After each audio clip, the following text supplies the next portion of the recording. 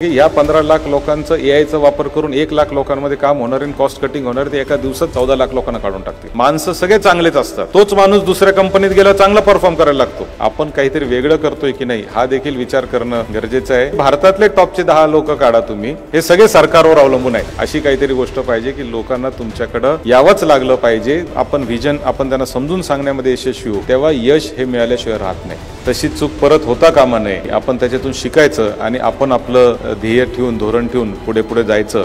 एकमेकांना मदत करत करत व्यवसाय करणं आणि एकमेकाची प्रगती करणं, मला असं वाटतं की हा जीवनाचा एक फार मोठा नियम आहे।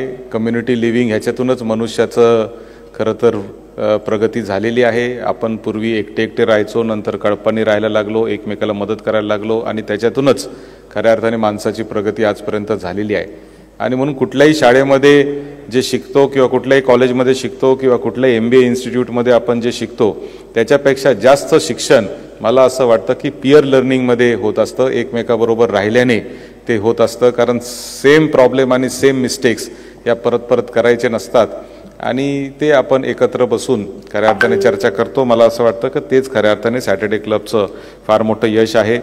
आपल्याच एखाद्या सहकार्याने केलेली एखादी चूक जी असते तशी चूक परत होता कामा नये आणि ती चूक करण्याची काही गरज नाही। आपण त्याच्यातून शिकायचं आणि आपण आपलं ध्येय ठेवून धोरण ठेवून पुढे पुढे जायचं आणि तेच सॅटर्डे क्लबचं उद्दिष्ट आहे। आणि त्यामुळे मी आज इथं येण्याचं खरं तर मान्य केलं आणि आपल्याशी संवाद साधण्यासाठी किंवा किंबहुना मी असं मानत असतो की खूप काही मी बोलून काय मी फार मोठा तज्ज्ञ नाही किंवा मी कुठलाही फार मोठा ओरेटर पण नाही, मोटिवेशनल स्पीकर तर मुळीच नाही। परंतु मला असं वाटतं की जे जीवनातले अनुभव आहेत, जे वाचण्यातून बोलण्यातून फिरण्यातून जे समजतं ते जास्तीत जास्त लोकांपर्यंत पोहोचवण्याचं काम आपण केलं पाहिजे, ह्या उद्देशाने खऱ्या अर्थाने मी बोलत असतो। आज एकच छोटीशी गोष्ट आपल्याला मी सांगणार आहे आणि तेवढाच एक छोटासा अनुभव मला आपल्याला सगळ्यांना सांगायचं। आपण सगळेजण उद्योजक आहात, छोटा मोठा उद्योग आपण सुरू केला असेल किंवा करणार असाल। आपल्याकडेही 2 4 5 लोक आज काम करत असतील, जास्तही असतील, कमीही असतील, परंतु निश्चितच मला असं वाटतं की उद्योजकमधली सगळ्यात बेसिक क्वालिटी जी असते ती म्हणजे लीडरशिप असते। त्याला नेतृत्व करण्याचे गुण त्याच्यामध्ये असलाच पाहिजे, त्याच्याशिवाय तो समाजामध्ये स्वतःला एस्टॅब्लिश करू शकत नाही आणि उद्योजक तर होऊच शकत नाही। असा एकही उद्योजक नाही सक्सेसफुल की ज्याच्यामध्ये लीडरशिप क्वालिटीज नाही। असतातच, प्रत्येकामध्ये 100% असतात, त्या काही हिडन असतात, काही समजत नसतात, परंतु क्वालिटीज त्याच्यामध्ये असतातच। माझ्या एका मित्राने एक व्यवसाय चालू केला आणि तो व्यवसाय होता की आपण सगळेजण आता शहरामध्ये राहतो, तो सोसायट्या आहेत आपल्याकडे आणि सोसायट्यांमध्ये खाली गाडी धुवायला आपल्याकडे काही मुलं येत असतात। आपण त्यांना महिन्याचे पैसे देतो आणि ते गाडी धुण्याचं काम त्या ठिकाणी करत असतात। असा हा अनऑर्गनाइज्ड बिझनेस खूप मोठ्या प्रमाणावर आहे आणि म्हणून माझ्या एका मित्राने थोडंसं विचार केला की ह्याच्यात आपण थोडंसं ऑटोमेशन आणू, चांगले मशिनरी आणू, चांगलं थोडंसं त्या स्टाफला ट्रेनिंग देऊ, त्यांना चांगले ड्रेस कोड देऊ आणि ॲप वगैरे तयार करू आणि त्याच्यातून बिझनेस करू। म्हणून त्यांनी एक व्यवसाय चालू केला, एक ॲप चालू केलं आणि त्याचं क्लायंटेल त्यांनी खूप महाग ठेवलं आणि क्लायंटेल त्यांनी असं ठेवलं होतं टार्गेट ऑडियन्स की आपल्याला एकदम चांगले लोक, मर्सिडीज बेन्झच्या खाली जायचंच नाही, BMWच्या खाली जायचंच नाही, अशा पद्धतीचं क्लायंटेल करायचं आणि तिथं बिझनेस करायचा असं त्यांनी ठरवलं। मग काम चालू केलं त्यांनी, सगळे जे गाड्या धुणारे होते त्यांना गोळा केलं, त्यांना सांगितलं की तुम्हाला मी चांगला बिझनेस देईल, 2 पैसे जास्त देईल, फक्त तुम्हाला माझ्या पद्धतीने काम करावं लागेल। आणि त्या पद्धतीने त्यांनी तो बिझनेस चालू केला आणि मोठ्या मोठ्या सोसायट्यांमधले क्लायंट त्याला मिळायला लागले, व्यवसाय चांगला चालू झाला।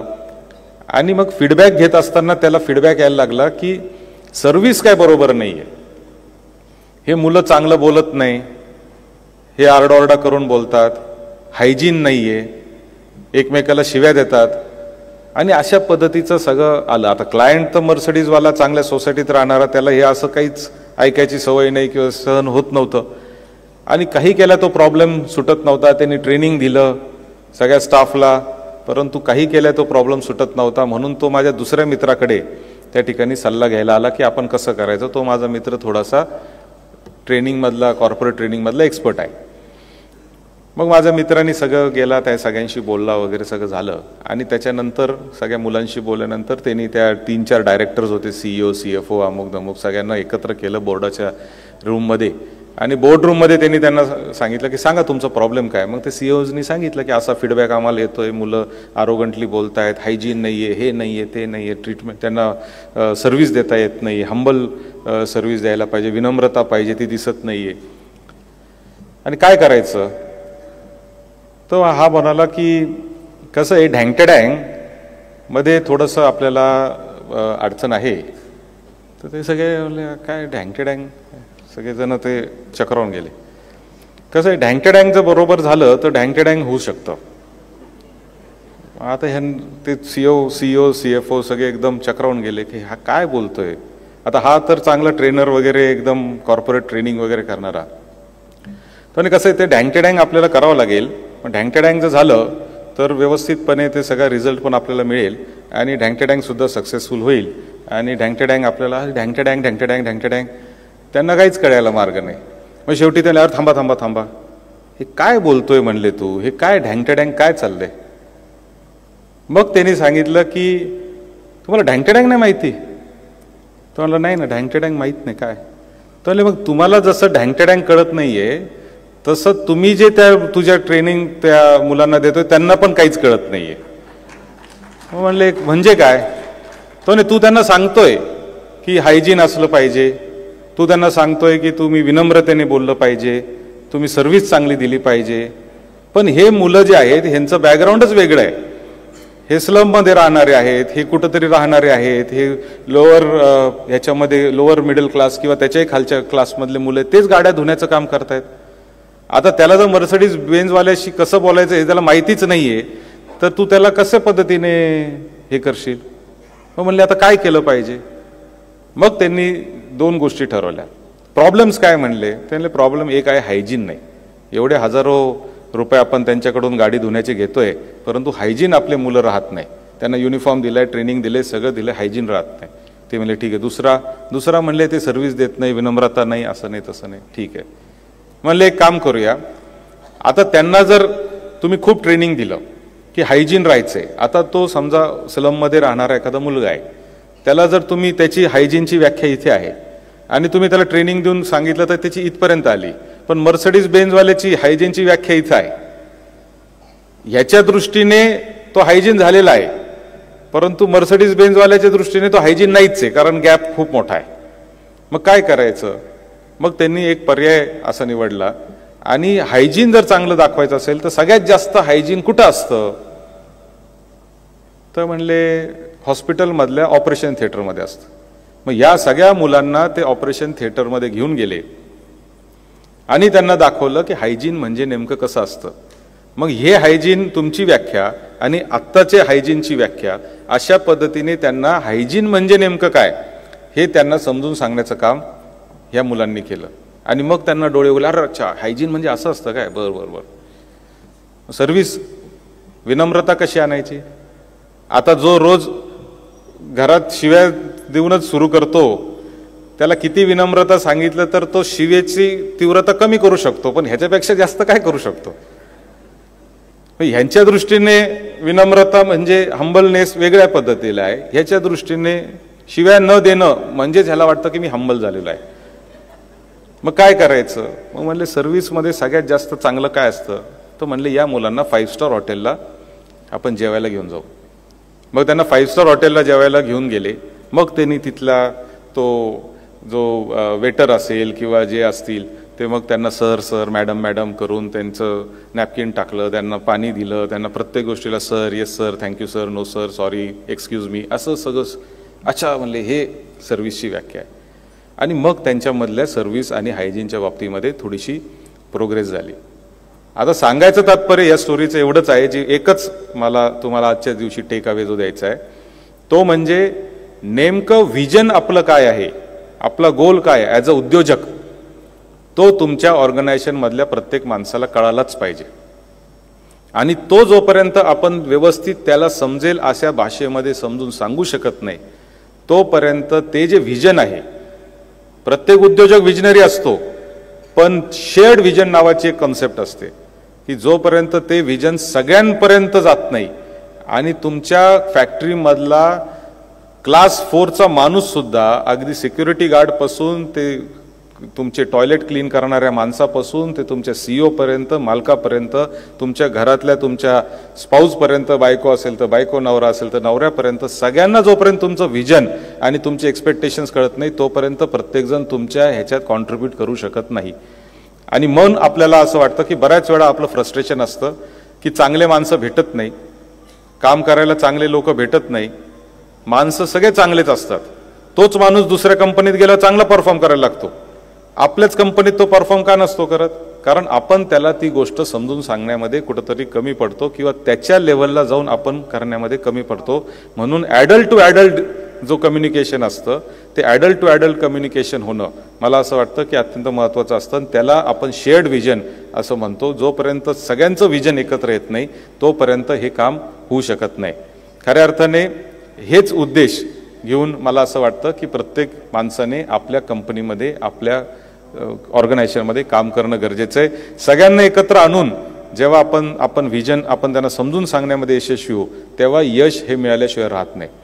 आणि म्हणून हाच एक मला आज तुम्हाला छोटासा मंत्र म्हणणार नाही मी, परंतु एक छोटासा टेक अवे आपल्याला द्यायचा होता की आपलं जे विजन आहे प्रत्येक माणसाने गोल ठेवला पाहिजे, विजन ठेवलं पाहिजे आणि ते शेवटच्या माणसापर्यंत तुमच्या ऑर्गनायझेशनमध्ये तुमच्या लोकांपर्यंत असलं पाहिजे. आणि प्रत्येक माणसाला वाटलं पाहिजे की मला ह्या गोलसाठी, ह्या विजनसाठी कॉन्ट्रीब्यूट करायचे. आणि हे जेव्हा आपण वातावरण तयार करू शकतो तेव्हाच खऱ्या अर्थाने आपल्या ह्याला यश आहे. नाही तर मालक म्हणून तुम्ही एकटे कसे वागले, किती चांगले असले, किती मार्केटिंग केलं, किती तुमचं विजन चांगलं असलं, किती तुम्ही गोल ठेवले, पण जोपर्यंत तुमची टीम तुम्हाला कॉन्ट्रीब्यूट करण्यासाठी त्या सेम फ्रिक्वेन्सीवर आणि त्या सेम एनर्जी लेवलनी जोपर्यंत तुम्हाला मदत करण्याला येणार नाही तोपर्यंत तुम्हाला यश मिळू शकत नाही. आणि म्हणून अनेक लोक मी पाहतो की उद्योग व्यवसायामध्ये येतात. आजकाल तर असं झालेलं आहे पाटील साहेब की आपण हे म्हणतो 1 कोटी मराठी उद्योजक झाले पाहिजे, अमुक झालं तमुक झालं, सगळं बरोबर आहे, चांगली गोष्ट आहे, झाले पाहिजे, बरोबर आहे. पण उद्योजक होणं सुद्धा आता नवीन फॅड आलेलं आहे. सोशल मीडियाच्या दुनियामध्ये उद्योजक होणं सुद्धा फॅड झालेलं आहे. उद्योजक म्हणजे काय हा सुद्धा एक फार मोठा विषय याच्यातून आलेला आहे. आणि म्हणून मला असं वाटतं की कोणताही उद्योग व्यवसाय करण्याच्या पूर्वी आपण काहीतरी वेगळं करतोय की नाही हा देखील विचार करणं गरजेचं आहे. नाहीतर मी सांगत असतो कायम की भारतातले, जगातले जे टॉपचे 10 श्रीमंत लोक आहेत त्या 10च्या 10 श्रीमंत लोकांपैकी 9 लोक हे फर्स्ट जनरेशनचे एंटरप्रेन्योर आहेत.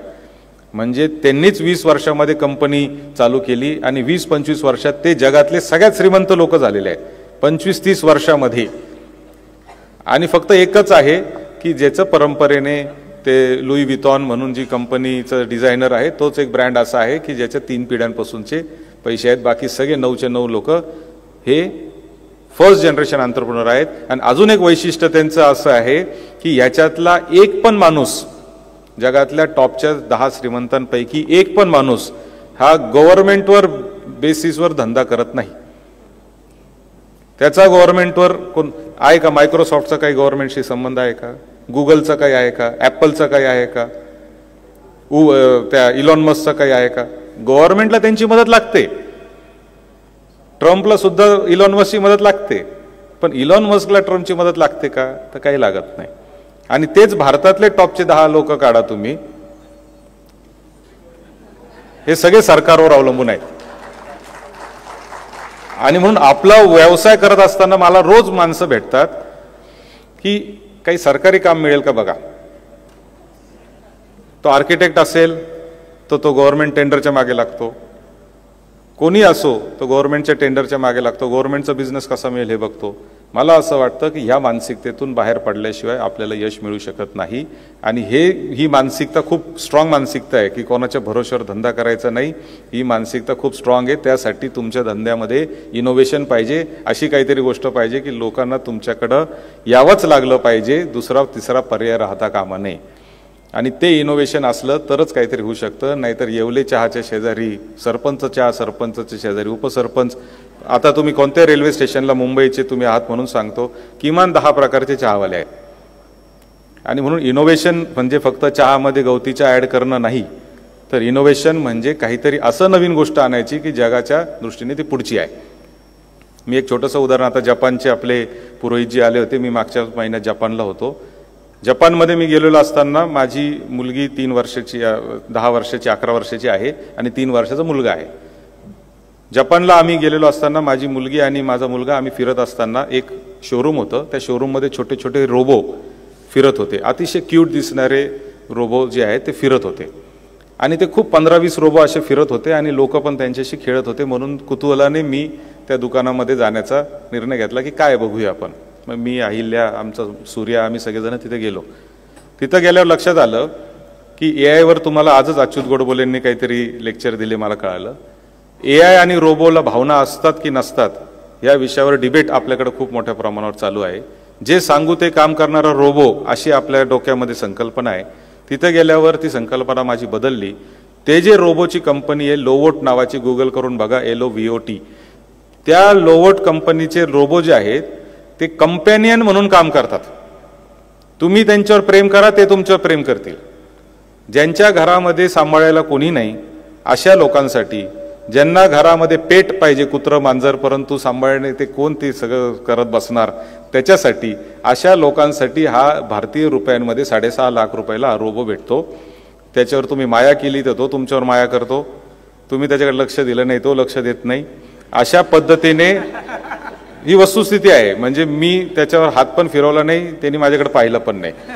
माझी मुलीनी त्याच्या अंगावरून हात फिरव, हे कर, त्याला कडेवर घे, छोटासा आहे तो, 2.5-3 किलोचाच आहे, तर तो उचलला वगैरे वगैरे. तर ते माझ्या मुलीला शोरूमच्या दारापर्यंत सोडायला आला. त्याच्यामुळं हे टेक्नॉलॉजीनी हे सगळं बदललेलं आहे. ह्याला इनोव्हेशन आपण म्हणतो. ह्याच्यासारखं जर काही आपण नवीन करू शकलो तर खऱ्या अर्थाने मला असं वाटतं की आपल्याला यश मिळणार आहे. नाहीतर क्वांटम तर आपलं आहेच. आपण भारतीय जे मार्केट आहे 150 कोटीचं मार्केट आहे हो. मार्क झुकरबर्ग येतात आणि आपल्या पंतप्रधानांबरोबर बसतो म्हणजे काय त्याला फार पंतप्रधान आवडतात अशातला भाग नाहीये. त्याला माहिती आहे की त्याचा सगळ्यात मोठा धंदा जो आहे तो भारतामध्ये आहे. 150 कोटीचे त्याचे फेसबुकचे युजर जे आहेत ते अमेरिकेपेक्षाही जास्त आहेत. आणि म्हणून आपलं कन्झ्युमर मार्केट तयार झालेलं आहे. त्याच्यामुळे निश्चितपणाने इथं कन्झ्युमर मार्केटमध्ये आपण नवीन नवीन गोष्टी करत राहणार. पण आपण जगातले श्रीमंत माणसं त्यांनी होऊ का, तर माझ्या दृष्टीने ते एक प्रश्नचिन्ह आहे. आणि म्हणून इनोव्हेशन जे आहे ते देखील आपण निश्चितपणाने आपल्या व्यवसायामध्ये आणावं. आणि आपलं शेअर्ड विजन, आपल्या डोक्यात जी कल्पना आहेत, आपल्या डोक्यात जे गोल आहेत, आपल्या डोक्यात जे विजन आपल्या व्यवसायाविषयी आणि आपल्या स्वतःविषयी जे आहे ते आपल्या सगळ्या टीमला 100% माहितीच असलं पाहिजे. ते आणि आपण सगळे एकाच फ्रिक्वेन्सीवर जर काम करत असू तर निश्चितपणाने यश मिळाल्याशिवाय राहत नाही. एवढंच आजच्या निमित्ताने सांगतो, जास्त काही सांगत नाही, कारण फार तुम्ही सगळेजण मोठे लोक आहात. आता इथं प्रशांत साहेब बसले, त्यांचं तर मी आता खायचं बंद केलंय त्यांचं, परंतु पण मी जात असतो तिथे कधी चाट वगैरे खायला, कधी जाता येता. परंतु हे खूप मोठे लोक आहेत, खूप मोठ्या शून्यातून ह्यांनी व्यवसाय उभे केलेले आहेत. ह्यांनी दिवसभर आपल्याला काही सल्ले दिले असतील, काही चांगल्या आयडियाज आपल्याला मिळाल्या असतील. निश्चितपणाने त्या सगळ्या आयडियांचा उपयोग करून आपण जीवनामध्ये खूप यशस्वी व्हाल, कारण तुमच्याच भरोश्यावर हा देश चालू आहे. या उद्योजकांच्या आणि विशेष करून स्मॉल आणि मीडियम साईजच्या उद्योजकांच्याच भरोश्यावर हा देश चालू आहे. हा अदानी अंबानींच्या भरोश्यावर चालू नाही. या देशाचं खरं कॉन्ट्रीब्युशन जर कोण करत असेल तर हा त्या प्रत्येक गावागावामध्ये काम करणारा 2, 5, 10, 20, 25 लोकांना एम्प्लॉयमेंट देणारा जो माणूस आहे, जो त्याच्यातून काम करणारा माणूस आहे, ह्यांच्याच भरोश्यावर ह्या देशाची इकॉनॉमी चालू आहे. नाहीतर जितके मोठे लोक आहेत, किती लोक आहे रिलायन्समध्ये, किती लोक काम करतात? 15 लाख. म्हणजे जगातला भारतातले टॉपचे श्रीमंत लोक किती काम करतात? 15. टाटामध्ये किती करतात? 15-20 लाख. सगळे जर टॉपचे कॉर्पोरेट्स बघितले तर 1 कोटी लोक काम करत असतील. पण हे जर अनऑर्गनाइज सेक्टर आणि SME सेक्टर जर बघितलं, MSME जर सेक्टर बघितलं तर किमान 10 कोटी लोकांना रोजगार निर्मिती या क्षेत्राने आजपर्यंत केलेली आहे. पैशाच्या बाबतीतही पुढे आहे, टर्नओव्हरच्या बाबतीतही पुढे आहे, एम्प्लॉयमेंट जनरेशनच्या बाबतीतही पुढे आहे, सगळ्याच बाबतीत ते पुढे आहे. म्हणून हे तुम्ही वाढले पाहिजे, तरच खऱ्या अर्थाने या देशामध्ये चांगल्या पद्धतीने काम होईल. आणि जी काय एम्प्लॉयमेंट अनएम्प्लॉयमेंट जी काय सुरू झालेली आहे आपल्याकडे, मुलं शिकतायत, इंजिनियर होत आहेत, चांगलं शिक्षण घेत आहेत, त्या सगळ्यांच्या हाताला काम देणं मला असं वाटतं की ही खऱ्या अर्थाने आपली जबाबदारी आहे. कारण आपण फक्त पैसे कमवणे, अजून एक उद्योजकाचं वैशिष्ट्य आपलं आहे, छोट्या उद्योजकाचं, ते म्हणजे तो फक्त पैसे कमवण्यासाठी काम करत नाही. तो पैशाबरोबर प्रतिष्ठा कमवण्यासाठी पण काम करतो आणि त्याचबरोबर समाजातले काही लोक जोडण्यासाठी पण काम करतो. आणि ही भावना कोणत्याही मोठ्या उद्योजकामध्ये नाही. जेवढे मोठे उद्योजक बघाल त्या सगळ्यांना पैसेच कमवायचे, त्यांना जगातला श्रीमंतच माणूस व्हायचंय. परंतु ते त्यांना जर उद्या सांगितलं की ह्या 15 लाख लोकांचं एआयचा वापर करून 1 लाख लोकांमध्ये काम होणार आणि कॉस्ट कटिंग होणार, ते एका दिवसात 14 लाख लोकांना काढून टाकतील. त्यांच्यामध्ये भावना नसतात, इमोशन्स नसतात. छोट्या उद्योजकामध्ये भावना पण असतात, इमोशन्स पण असतात. आणि म्हणून तुमच्या भरोशावर खऱ्या अर्थाने ह्या देशाची प्रगती अवलंबून आहे. आणि म्हणून तुम्ही जास्तीत जास्त काम करावं आणि हे करण्यासाठी सॅटर्डे क्लबसारखे जे काय इनिशिएटिव्ज आहेत हे सगळे कॉन्ट्रीब्यूट करतायत. खरं तर भिडे साहेबांचं आज नामस्मरण या ठिकाणी केलं पाहिजे की त्यांच्या माधवराव भिडेंच्याच जयंतीच्या निमित्ताने मला वाटतं आज आपण हा कार्यक्रम करतोय. त्यांनी ही जर संकल्पना मांडली नसती तर एवढे लोक एकत्र आले नसते आणि आपण आज या ठिकाणी संवादही साधू शकलो नसतो आणि मोठ्या पद्धतीने काम देखील करू शकलो नसतो. त्यामुळे माधवराव भिडे साहेबांना देखील या निमित्ताने त्यांच्या स्मृतीचं अभिवादन करतो. आपल्या सगळ्यांना खूप खूप शुभेच्छा देतो आणि थांबतो. धन्यवाद.